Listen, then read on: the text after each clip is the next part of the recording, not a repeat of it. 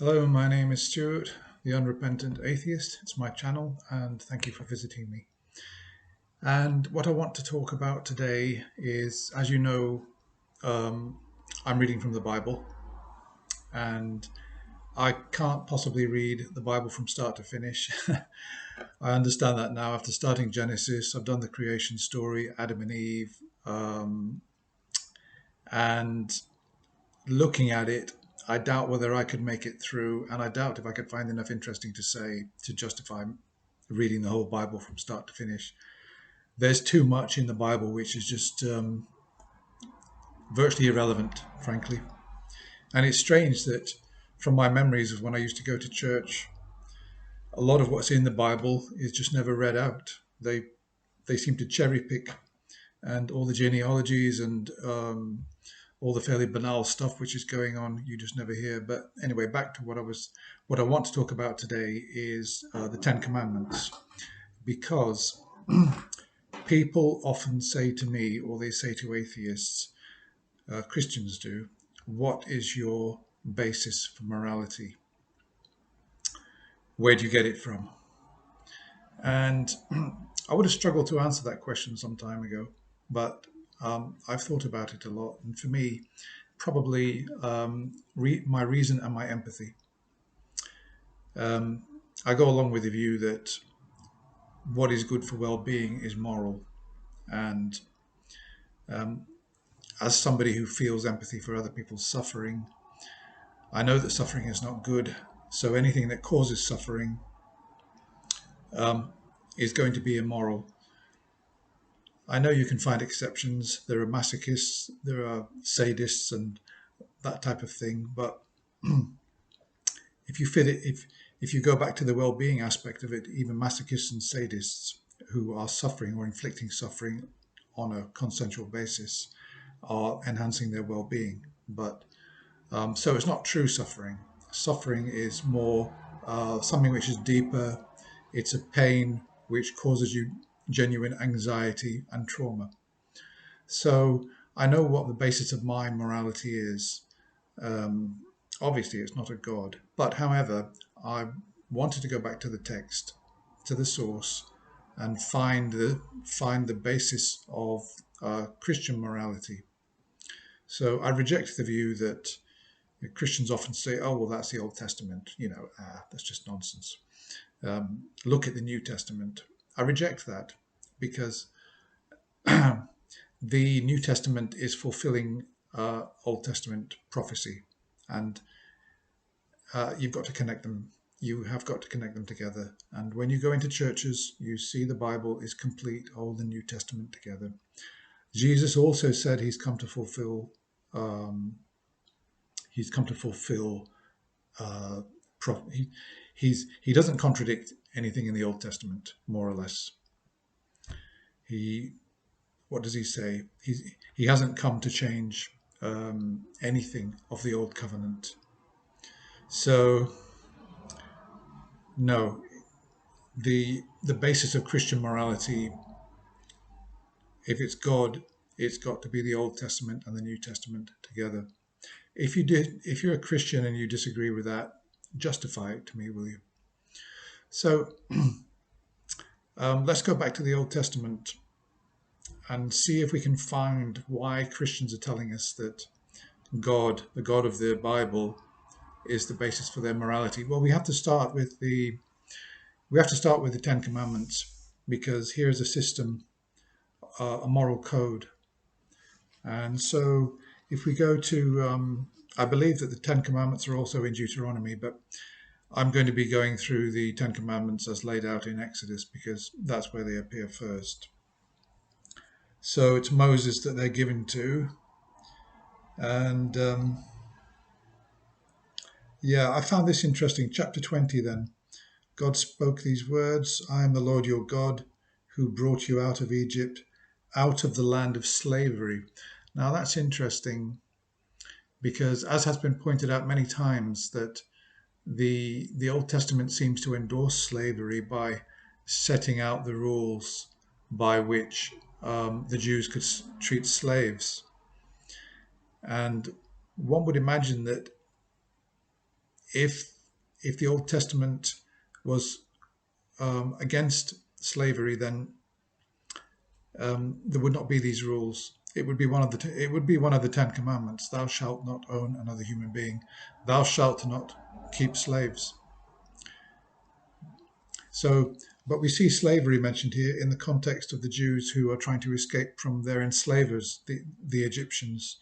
So it's this thing that the Jews were God's chosen people. So Jews were not to be enslaved, but the Jews could enslave others. It's a double moral standard, isn't it? Which doesn't really sit well with me. I don't know about you, but that's how I feel about it. But just going on then to the Ten Commandments. So you shall have no other gods before me. You shall not make for yourself an image in the form of anything in heaven above or on the earth beneath or in the waters below. This seems to be referring to all the sort of pagan gods of the past. You know, the god of the sea, the god of the skies, the god of the sun, etc. You shall not bow to them or worship them, for I, the Lord your God, am a jealous God, punishing the children for the sin of the parents to the third and fourth generation of those who hate me. So that's quite a threat there.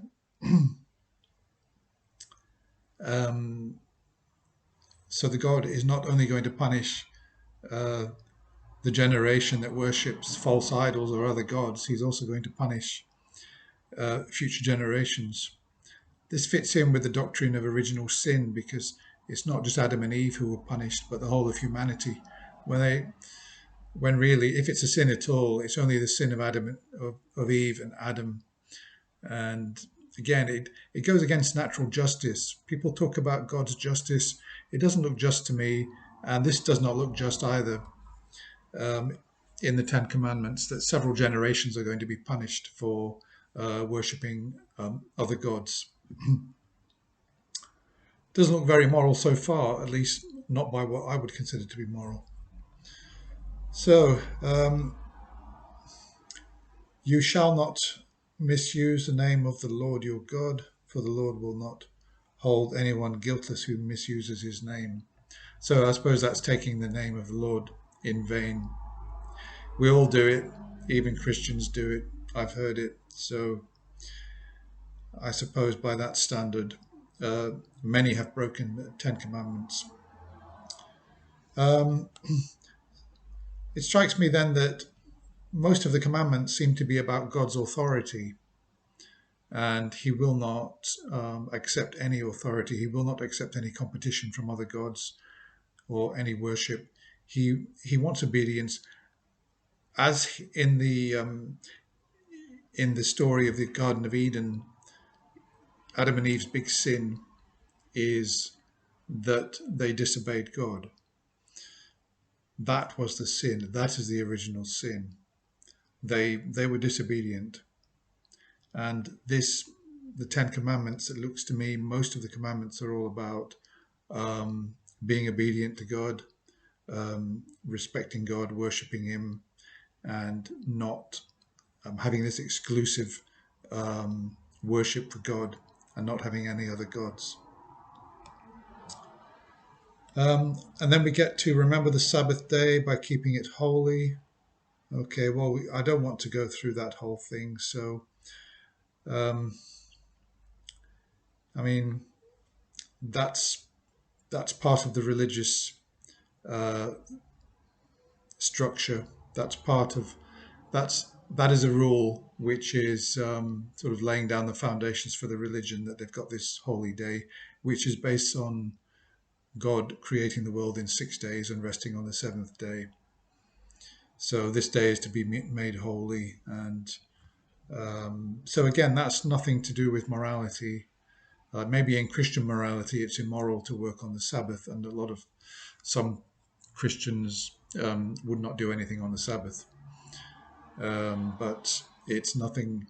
It's not really a sort of universal moral or anything which would fit into what I would consider, and many other people would consider to be morality, particularly within the framework of secular framework. This comes back to respecting, effectively just respecting a rule that God has created, almost for the sake of it, just to prove loyalty and worship and respect. So honor your father and your mother so that you may live long in the land the Lord your God is giving you. Um, I think what that means for me is that uh, the Jews are going to be more successful as a race if they stick together. And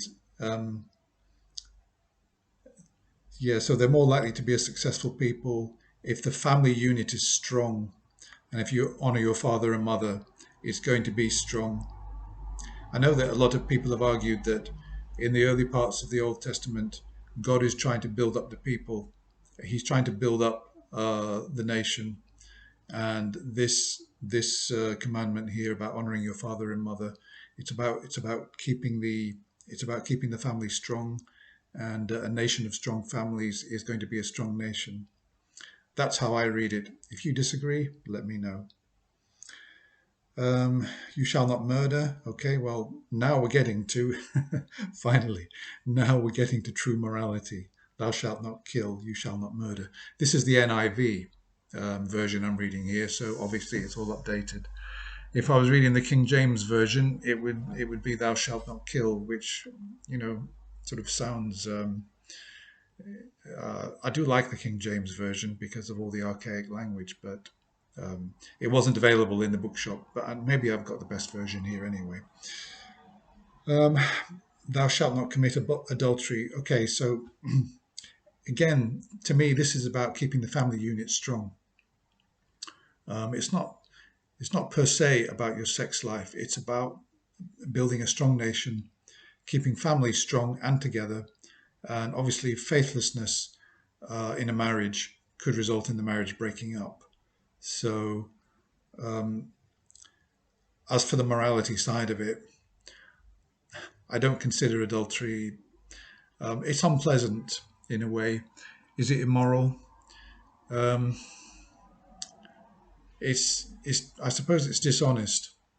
Whether it's also immoral, that's a difficult question to answer, really. Thou shalt not steal. Well, that's an obvious one. But you see, thou shalt not murder. Thou shalt not steal. These are these are laws which existed way before the Jews laid them down in Exodus. The Sumerians and other ancient civilizations, they had a penal code, and stealing and murder, and they had their crime. They had crimes, and so to me, there's nothing new here. It's just a basic morality. You shall not give false testimony against your neighbor. This comes back to keeping the nation strong. Of course, you need a strong legal system to have a strong nation, but not bearing false witness against your neighbor. Um, Obviously, um, if people are basically providing false evidence in order to get a neighbor into trouble, for example, that is not going to benefit the nation. The people have got to stick together. Uh, they've got to unify and respect each other. So, yeah, I would say that it is, for me, yes, it would be immoral to give false evidence against your neighbor, certainly. Uh, so I agree with that one. But really, so far, we've only got three because all the rest are about worship and God's authority. You shall not covet your neighbor's house, you shall not covet your neighbor's wife, etc., etc., or anything that belongs to your neighbor.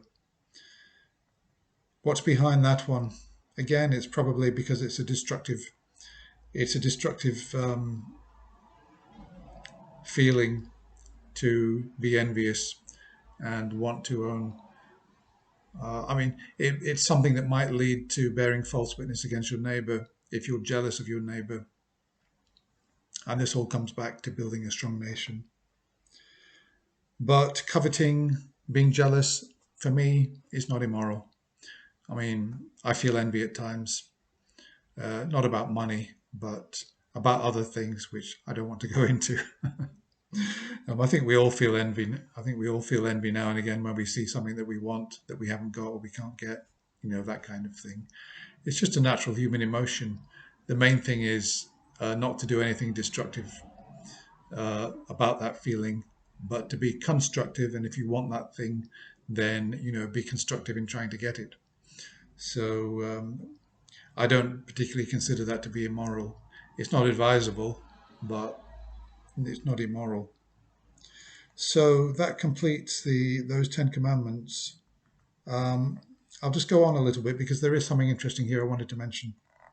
So chapter 20, verse 22. Um, yeah, here we are.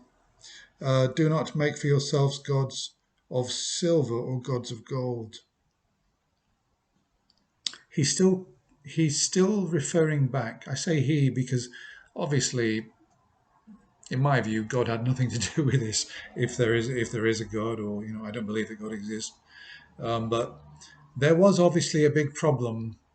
They're trying to they're, they're trying to push this monotheism, that there's one God. And I know that at the start of the Old Testament, um, God created the heavens and earth. Uh, I believe that in the original ancient Hebrew, that is plural. So the gods. So monotheism for the Jews is something which developed over time. It sort of evolved that way, or developed that way is probably a better word. But this is the bit. Yeah, make an altar of earth for me and sacrifice on it your burnt offerings and fellowship offerings, your sheep and goats and your cattle.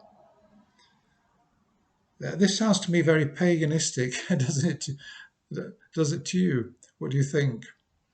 Because I think in virtually all pagan religions of the past, there's evidence of animal sacrifice, sometimes human sacrifice, burnt offerings. It sounds to me very paganistic.